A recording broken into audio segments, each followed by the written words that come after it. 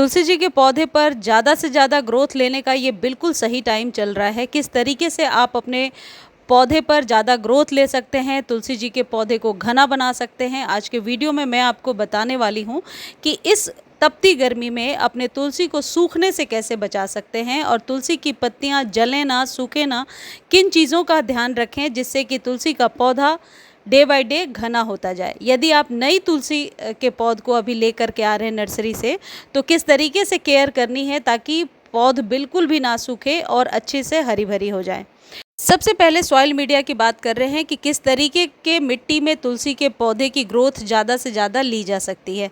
यदि आप न्यू पौध भी लेकर के आ रहे हैं तो एक जो आप सॉइल मीडिया तैयार करेंगे वो वेल ड्रेन होनी चाहिए, यानी मिट्टी भुरभुरी होनी चाहिए। मिट्टी में पानी बहुत देर तक जमा ना हो, इसके लिए आप गार्डन सॉइल में 30% सैंड ज़रूर मिला लीजिए। सैंड मिलाने से जो मिट्टी है वो भुरभुरी बनी रहती है। बाकी आप 10-20% इसमें कंपोस्ट मिलाइए और जो रिमेनिंग पार्ट है उसमें आप गार्डन सॉइल मिला करके एक अच्छी वेल ड्रेन सॉइल तैयार कीजिए।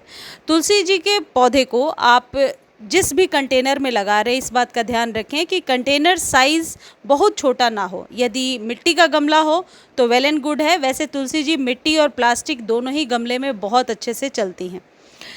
अब यदि पहले से पौधा आपके पास लगा हुआ है तो किस तरीके से केयर करेंगे। आपके प्लांट की जो मिट्टी होती है उसमें मॉइस्चर ज़रूर होना चाहिए, यानी कि नमी होना चाहिए।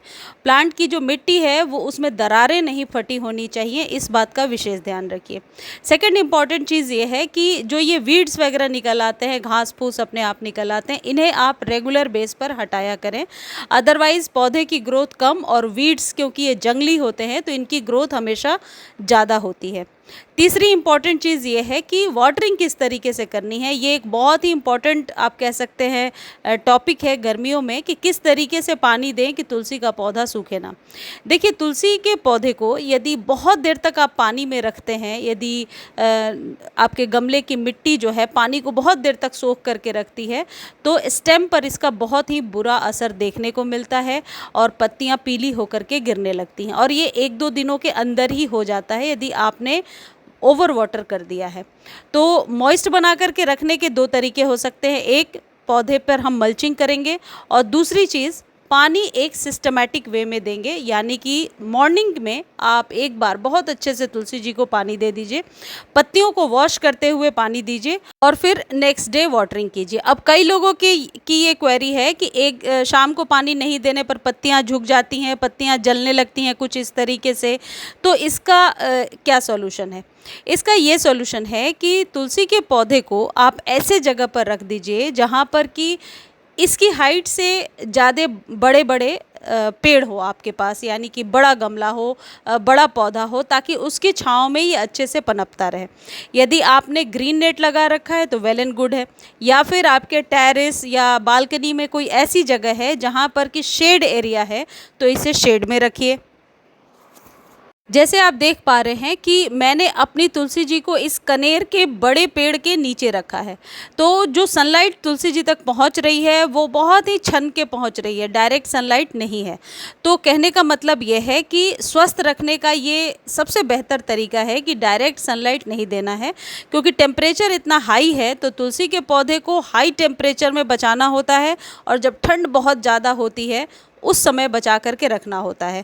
तो अभी गर्मियों में आप ऐसे जगह पे रखेंगे जहाँ पर कि ये किसी पेड़ या किसी बड़े पेड़ के छांव में हो, तो डायरेक्ट सनलाइट नहीं होगा तो शाम तक इसके पत्ते स्वस्थ रहेंगे, पत्तियाँ झुकेंगी नहीं और जलेंगी नहीं।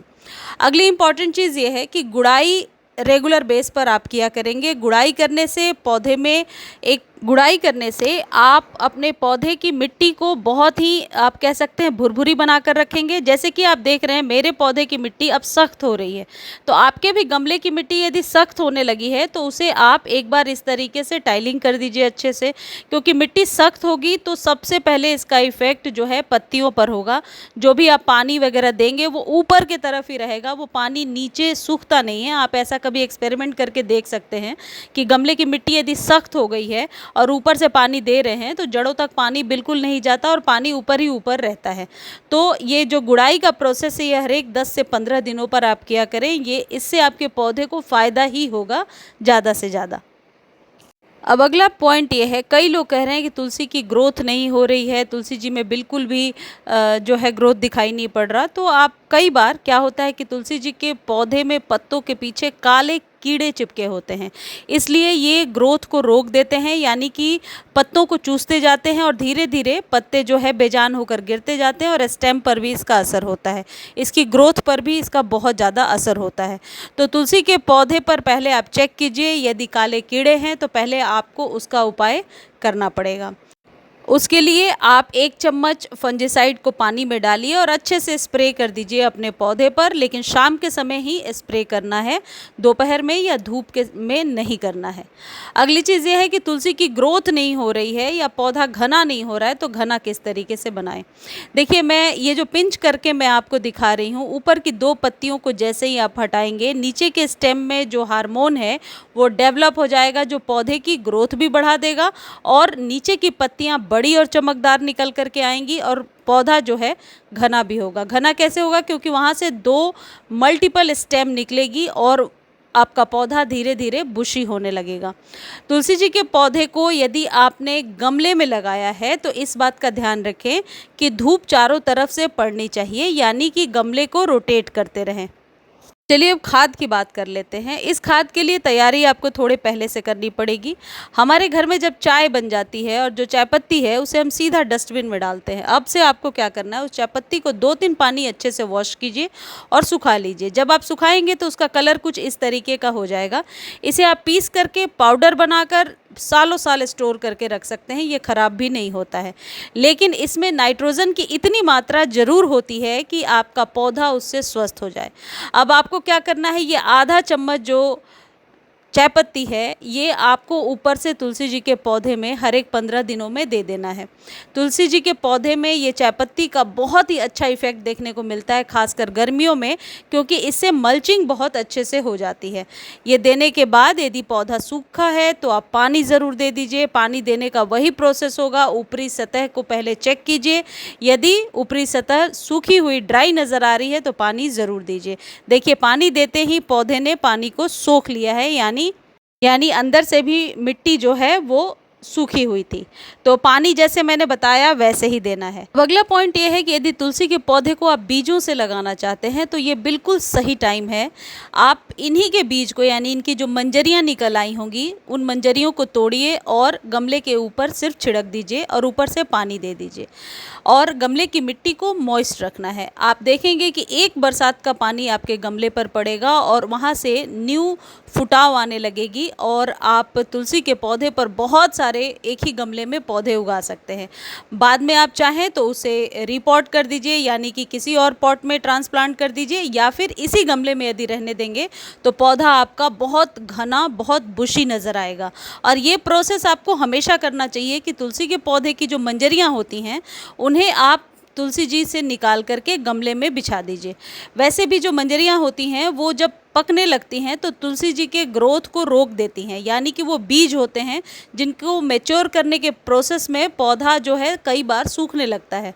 तो इस बात का आप विशेष ध्यान रखें कि मंजरियों को हटाना है, और क्योंकि वो बीज हैं तो अभी जून, जुलाई, अगस्त तक आप उसे बहुत अच्छे से रीग्रो कर सकते हैं।